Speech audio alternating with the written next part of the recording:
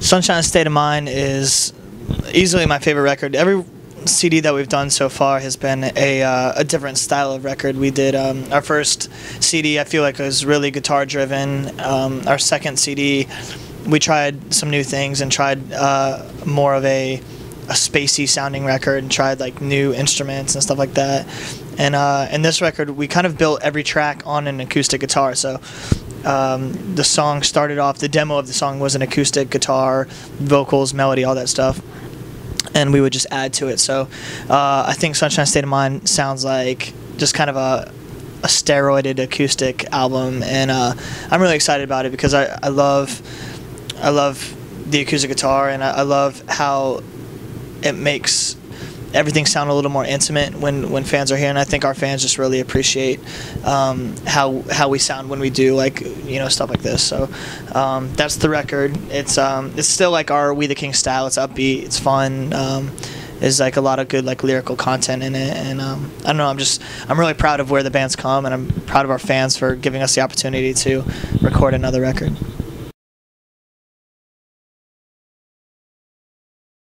Silent Library was tough. It was a very painful show, but I think all in all it was really good. It opened our music up to like a lot of new fans and a lot of people who were, you know, kind of surrounded in that reality TV world. But it was fun. I'm not sure if we would ever do it again. Probably, because we're just dumb like that. But we liked the show. It was fun. Just painful.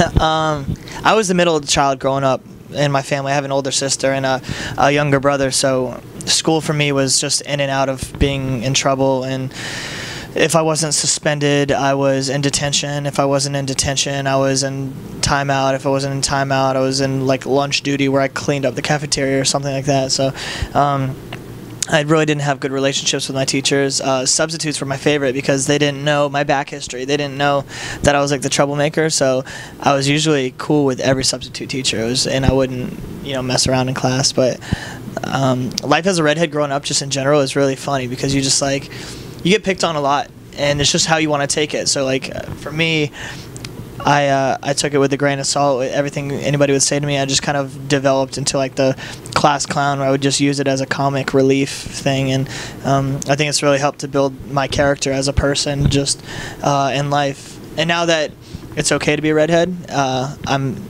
benefiting from it, which is really cool.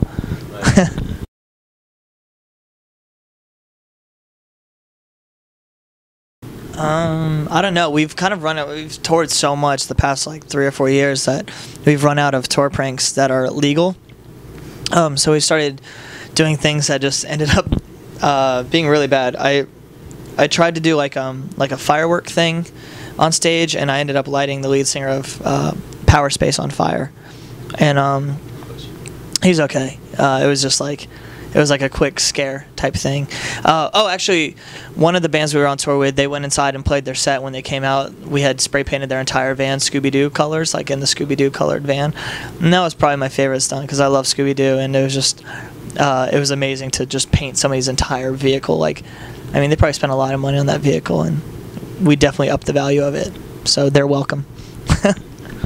Best cook? Probably Hunter. Hunter, when we're back home, him and his brother, they cook the most amazing like burgers and steaks and pizza, everything, like anything that has to do with the grill or the oven, they do. And it's he's actually a really good cook. He has no other skills. The only skills he has is culinary arts. He makes these barbecue ribs that are really incredible. I don't even know how he does it. It doesn't make sense because he's like pretty inept at everything else, and I love him for that, but he's a really good cook. The only thing that wakes us up, and this is actually my fault, but before I go to bed, I leave my backpack in the center of the bunk area. And every night, like, I go to sleep like relatively early, but when someone walks through, it's pitch black in the hallway, they'll trip on my backpack and just be like, "Oh, what the fuck? Like, what happened?" You know, started like yelling and stuff, and that wakes everybody up. We're like, "Oh, dude, what's up?" And they're like, "It's Travis's backpack again." You know, and that wakes everybody up. But my backpack has woken many people up on many occasions.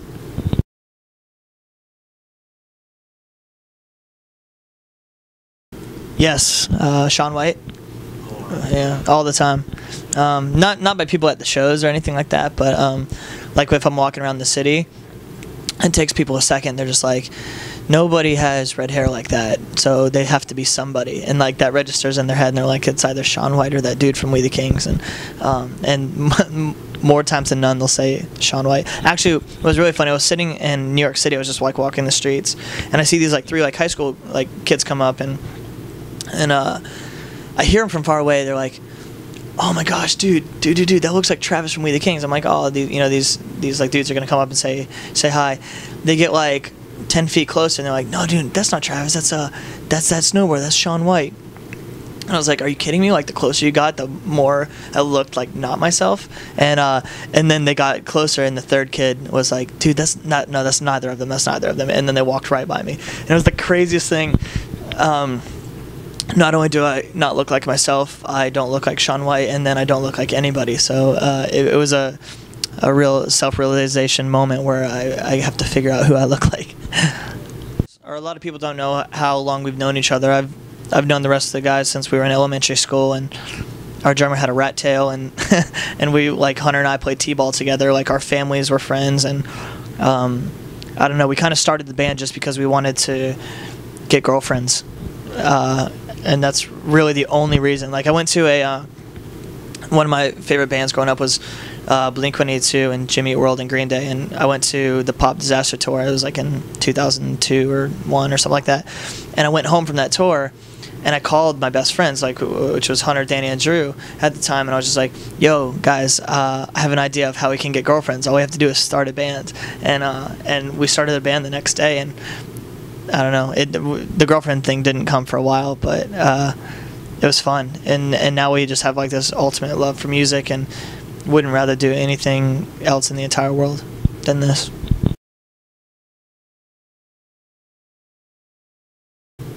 Yeah, we all do, I guess. I mean, Hunter with the cooking thing, that's a weird hobby.